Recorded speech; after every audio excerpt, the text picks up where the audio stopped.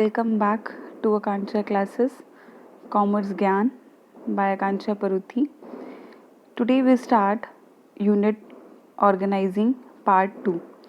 अभी तक हमने बेटा सिर्फ ऑर्गेनाइजिंग का मीनिंग किया था and process of organising complete किया था. सो आज हम करते हैं 5.2 ऑर्गेनाइजेशन स्ट्रक्चर. ये यूनिट में से इस टॉपिक चैप्टर 5.2 में से कुछ भी डिलीटेड नहीं है, आपको सभी करना है. चलिए, ऑर्गेनाइजेशन स्ट्रक्चर. ऑर्गेनाइजेशन स्ट्रक्चर क्या होता है? हम जो अब काम करेंगे उसको डिपार्टमेंट में डिवाइड कर देना. Means all the activities of organisation are divided into the various department.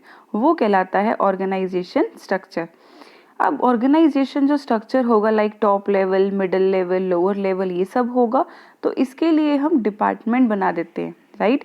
इसके लिए हम डिपार्टमेंट्स बना देते हैं. तो एक जैसे टॉप लेवल हुआ, मिडिल लेवल डिपार्टमेंट मैनेजर आ गए, तो यहाँ डिपार्टमेंट मैनेजर के पास कम से कम 5 to 6 सबऑर्डिनेट्स होने चाहिए, राइट?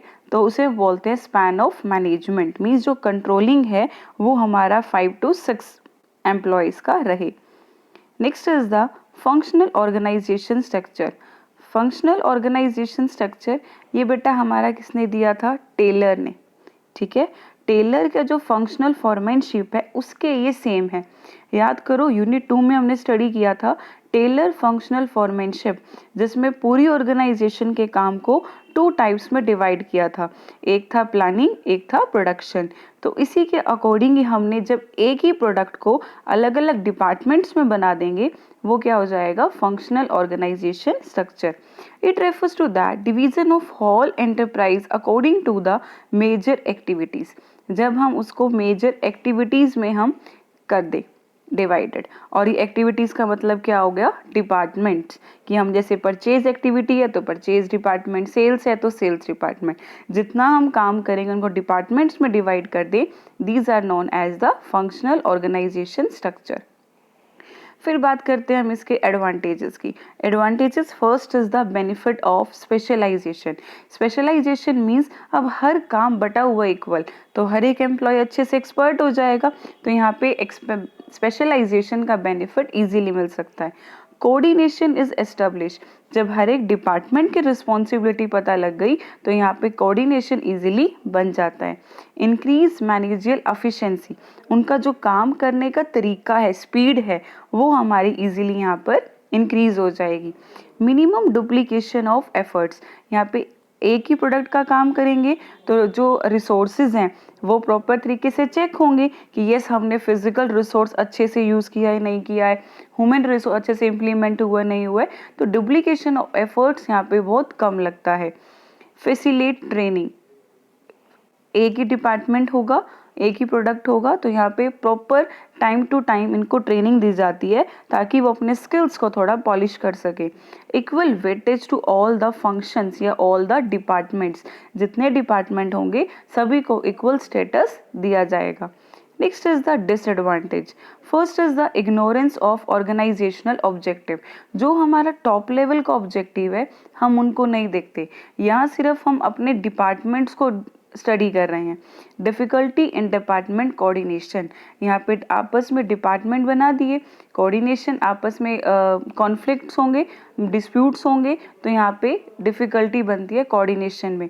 Conflict of interest. आपस में झगड़े हो रहे हैं. Hurdle in the complete development. यहाँ पे सिर्फ हम अपने डिपार्टमेंट को कंसीडर करते हैं, जो ऑर्गेनाइजेशन का ऑब्जेक्टिव है हम उसको इग्नोर करते हैं. इसके लिए जो डेवलपमेंट है वो हमारी बहुत कम हो जाती है. Next is the suitability which is very important. ये हमारी जो फंक्शनल है स्ट्रक्चर, ये कहाँ कहाँ यूज़ होता है? जहाँ पे साइज ऑफ बिजनेस बहुत लार्ज हो, स्पेशलाइजेशन रिक्वायर्ड हो, मतलब जहाँ पे हर एक चीज़ में एक्सपर्ट्स होने चाहिए. डिसेंट्रलाइजेशन ऑफ अथॉरिटी हो, मीन्स अपनी अथॉरिटी सबऑर्डिनेट्स में डिवाइड कर रखी हो. Use of only one product, जहाँ पे सिर्फ हम एक प्रोडक्ट ही मैन्युफैक्चर कर रहे हो. Next is the divisional organisation structure. Divisional means अब हम पूरी एंटरप्राइज को प्रोडक्ट के अकॉर्डिंग डिवाइड करेंगे. जैसे मैंने एक वॉच का बिजनेस करना है तो वॉच के लिए purchase department, sales department, finance department and other department. Watch एक ही प्रोडक्ट बन रहा है, these are known as the functional organisation structure. अब मैं वॉच के साथ शूज़ बना रही हूँ, 2 प्रोडक्ट हो गए, तो हर एक प्रोडक्ट के लिए अलग डिपार्टमेंट होगा। लाइक वॉच के लिए परचेज सेल फाइनेंस डिपार्टमेंट, वैसे ही शूज़ के लिए purchase sale and finance department. तो यहाँ पे मतलब है जब हम पूरी एंटरप्राइज को according to major product divide करते हैं कि जितना आप अलग अलग डिविजन्स बना सकते हो, वो क्या होता है divisional organisation structure. Advantages, development of divisional head. अब जब हम डिपार्टमेंट्स बनाएंगे लाइक परचेज डिपार्टमेंट, तो इसका हेड कौन होगा, परचेज डिपार्टमेंट ऑफिसर। ऐसे सेल्स, तो हर एक डिपार्टमेंट के हम एक हेड बना देंगे। रिजल्ट कैन बी असेस्ड, अगर एक प्रोडक्ट में लॉस है तो बाकी जो प्रोडक्ट है उसमें प्रॉफिट है, तो हम आपस में कंपैरिजन कर सकते हैं।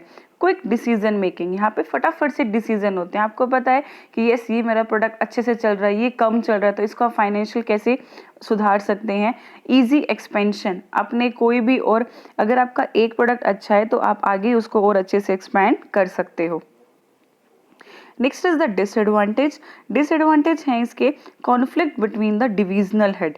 यहाँ पे जो हेड होंगे, देखो अब पर एक प्रोडक्ट है उसका परचेज डिपार्टमेंट का हेड, सेकेंड प्रोडक्ट है उसका डिपार्टमेंट हेड, तो यहाँ पे क्या होगा बहुत सारे डिपार्टमेंट हेड बन जाएंगे, आपस में वो लड़ाई झगड़े करके मर जाएंगे। मतलब duplicity of all the function, यहाँ पे रिसोर्सेज वेस्टेड होते हैं। यहाँ आपको ये नहीं देखना कि आपका ऑब्जेक्टिव अचीव हो रहा है, आपको सिर्फ ये देखना होता है कि बस आपका प्रोडक्ट अच्छे से डेवलप हो जाए। तो यहाँ पे डुप्लिसिटी बहुत चलती है। सेल्फिश एटीट्यूड, एक डिपार्टमेंट वाला कहेगा प्रोडक्शन वाला कि यस बस मेरा प्रोडक्ट अच्छे से चले, सेकंड वाला, यहाँ पे कोऑर्डिनेशन नाम की कोई भी चीज़ नहीं होती है। नेक्स्ट इज द सुटेबिलिटी, ये हमारा कहाँ कहाँ यूज होता है, where is more than one product, different methods use हो रहे हो, अलग प्रोडक्ट के लिए अलग मशीनरी यूज हो रही हो, एंड साइज ऑफ बिजनेस क्या हो, लार्ज हो। सो इसका डिफरेंस आपको कर लेना है। फंक्शनल में कि सिर्फ हम डिवीजन ऑफ वर्क करते हैं, डिविजनल में प्रोडक्ट के ऊपर होता है। Functional specialisation of work, and यहाँ पे स्पेशलाइजेशन ऑफ प्रोडक्ट। ये डिपार्टमेंटल रिस्पॉन्सिबिलिटी देखता है, ये डिविजनल कि आपके कितने डिविजन्स बने हुए हैं। यहाँ पे डुप्लिसिटी नहीं होती, यहाँ डुप्लिसिटी फुल होती है। यहाँ देखो मोस्ट इंपॉर्टेंट, फंक्शनल में कोऑर्डिनेशन नहीं बैठता क्योंकि अब एक ही प्रोडक्ट के बहुत सारे डिपार्टमेंट्स होंगे तो वो अपने काम में लगे रहते हैं। डिविजनल में क्या है, एक प्रोडक्ट के ऊपर फोकस किया फिर नेक्स्ट प्रोडक्ट के ऊपर फोकस किया, तो यहाँ पे कोऑर्डिनेशन ज़्यादा होता है। और ये ओनली वन प्रोडक्ट के लिए होता है, and then is the more than one product. Clear, I hope आपको समझ आया होगा। If any doubt then please give comment in comment section and join telegram group. I will give link in comment section. Clear? So thank you.